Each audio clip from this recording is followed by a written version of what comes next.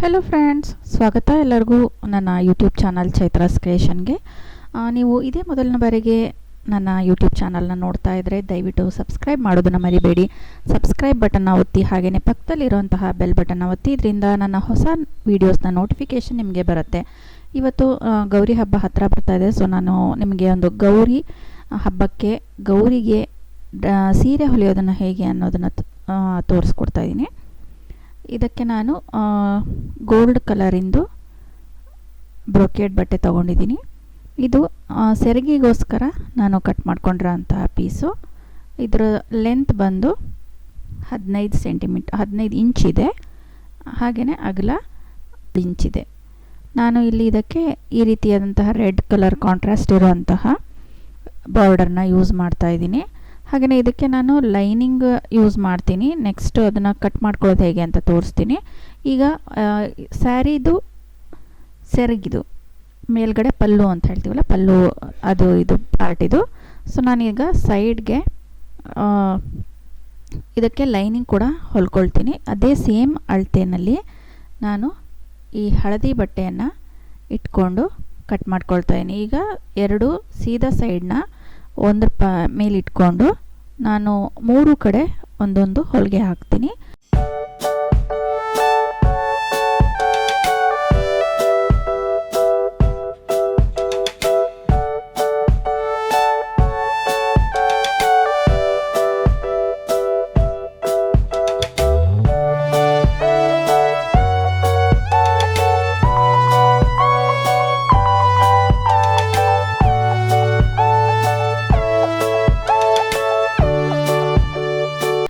ಕಡೆ ಹೊಲಿಗೆ ಹಾಕ್ಕೊಂಡಾದ್ಮೇಲೆ ಅದನ್ನು ನಿಧಾನವಾಗಿ ತಿರುಗಿಸ್ಕೋಬೇಕು.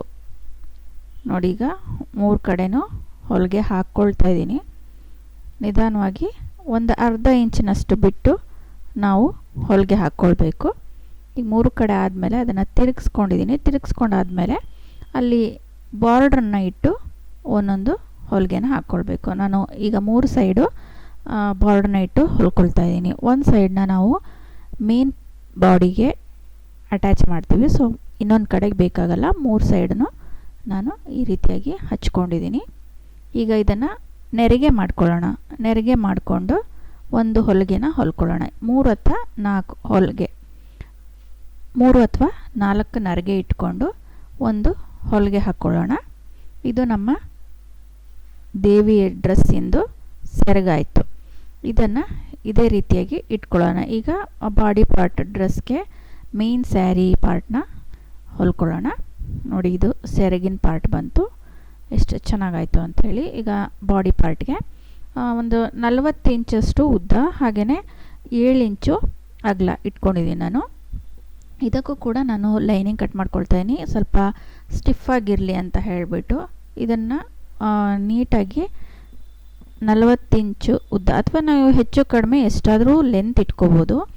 ಇದು ಅಗಲ ಮಾತ್ರ 7 ಇಂಚ್ ಇಟ್ಕೊಂಡಿದ್ದೀನಿ. ಹಾಗೆಯೇ ಲೈನಿಂಗ್ ಕೂಡ ನಾನು ಕ್ಲೀನಾಗಿ ಕಟ್ ಮಾಡಿಕೊಂಡು ಹೊಲ್ಕೊಂಡಿದ್ದೀನಿ. ಈಗ ನಾವು ಅದು ಸೆರಗು ಕಟ್ ಮಾಡಿದ್ದಿತ್ತಲ್ಲ, ಅದನ್ನು ಈ ರೀತಿಯಾಗಿ ಫೋಲ್ಡ್ ಮಾಡಿಕೊಂಡು ಅದನ್ನು ಒಂದು ಸೈಡ್ಗೆ ಇಟ್ಕೊಂಡು ಒಳಗಡೆ ಫಿಕ್ಸ್ ಮಾಡ್ಕೋಬೇಕು. ಈ ರೀತಿಯಾಗಿ ಅದ್ರ ಒಳಗಡೆ ಇಟ್ಕೊಂಡು ಒಂದು ಹೊಲಿಗೆನ ಹಾಕ್ಕೊಳ್ಬೇಕು. ಅದನ್ನು ಪೂರ್ತಿಯಾಗಿ ಅಟ್ಯಾಚ್ ಮಾಡ್ಕೋಬೇಕು.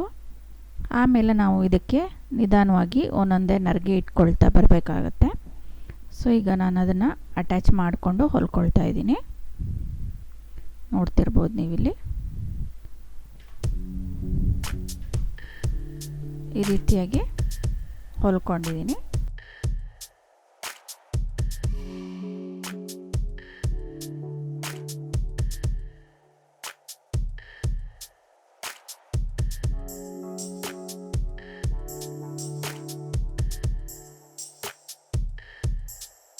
ಹೊಲ್ಕೊಂಡಾದಮೇಲೆ ನಾನು ಬಾರ್ಡ್ರ್ ಹಚ್ಕೊಳ್ತೀನಿ. ಇದಕ್ಕೂ ಕೂಡ 3 ಸೈಡು ಬಾರ್ಡ್ರ್ ಹಚ್ಕೊಳ್ತೀನಿ, ಅಕ್ಕಪಕ್ಕ ಮತ್ತು ಕೆಳಗಡೆ ಭಾಗಕ್ಕೆ.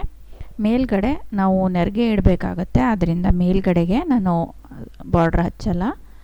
ಈಗ 3 ಸೈಡನ್ನು ಬಾರ್ಡ್ರ್ ಹಚ್ಕೊಳ್ಳೋಣ.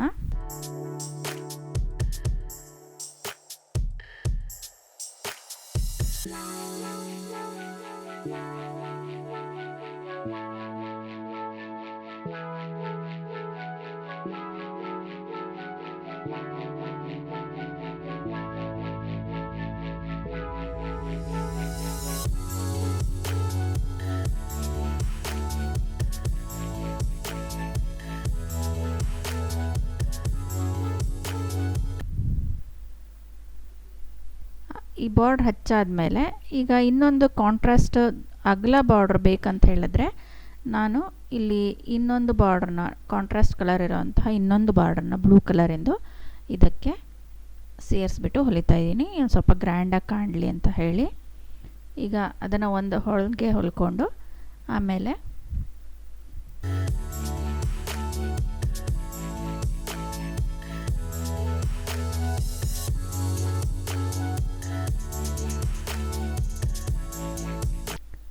ಇದನ್ನು ಒಂದೊಂದೇ ನರಿಗೆ ಇಟ್ಕೊಂಡು ಐರನ್ ಮಾಡ್ಕೊಂಡಿದ್ದೀನಿ ನಾನು ನೀಟಾಗಿ ಕೂರಲಿ ಅಂಥೇಳಿ.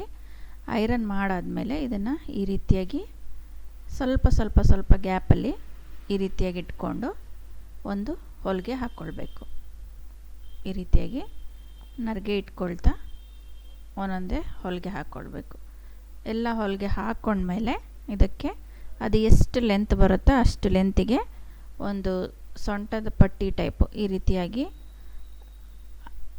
5 ಇಂಚಿಂದು ಪಟ್ಟಿ ಹೊಲ್ಕೊಂಡು ಅದನ್ನು 1 ಇಂಚು ಮಧ್ಯ ಒಳಗಡೆ ಮಡಚಿ ನಂತರ ಈ ಬಾರ್ಡ್ರಿಗೆ ಎಡ್ಜಿಗೆ ಹೊಲಿದ್ಬಿಟ್ಟು ಒಳಗಡೆಯಿಂದ ಕಟ್ಟಲಿಕ್ಕೆ ಒಂದು ಸಣ್ಣ ಬಾರ್ಡ್ರ್ ಅಥವಾ ದಾರವನ್ನು ಹಾಕಿಬಿಟ್ರೆ ಇದು ನಮ್ಮ ಗೌರಿ ಅಥವಾ ದುರ್ಗಾದೇವಿಗೆ ಈಗ ನೆಕ್ಸ್ಟ್ ನವರಾತ್ರಿ ಬರ್ತಾ ಇದೆ. ನವರಾತ್ರಿಗೆ ನೀವು ದುರ್ಗಾದೇವಿ ಅಲಂಕಾರಕ್ಕೆ ಕೂಡ ಇದನ್ನು ಮಾಡಿ ಬಳಸ್ಕೊಳ್ಬೋದು. ಅದು ನವರಾತ್ರಿ ಅಂತ ಹೇಳಿದ್ರೆ ನಾವು 9 ದಿನ 9 ಬಣ್ಣದ ಸೀರೆ ಉಡಿಸಿ ದುರ್ಗಾದೇವಿಗೆ ಅಲಂಕಾರ ಮಾಡ್ತೀವಿ. ನೀವು ಇದೇ ರೀತಿಯಾಗಿ ಬ್ರೊಕೆಟ್ ಬಟ್ಟೆ ಅಥವಾ ಯಾವುದೇ ರೇಷ್ಮೆ ಬಟ್ಟೆ ತೊಗೊಂಡು ಬಂದು 9 ಥರದಲ್ಲಿ ಬಟ್ಟೆಗಳನ್ನು ಹೊಲಿದು ದುರ್ಗಾದೇವಿನ ಅಲಂಕರಿಸಿ ನವರಾತ್ರಿನ ತುಂಬ ಸಡಗರದಿಂದ ಆಚರಿಸ್ಬೋದು.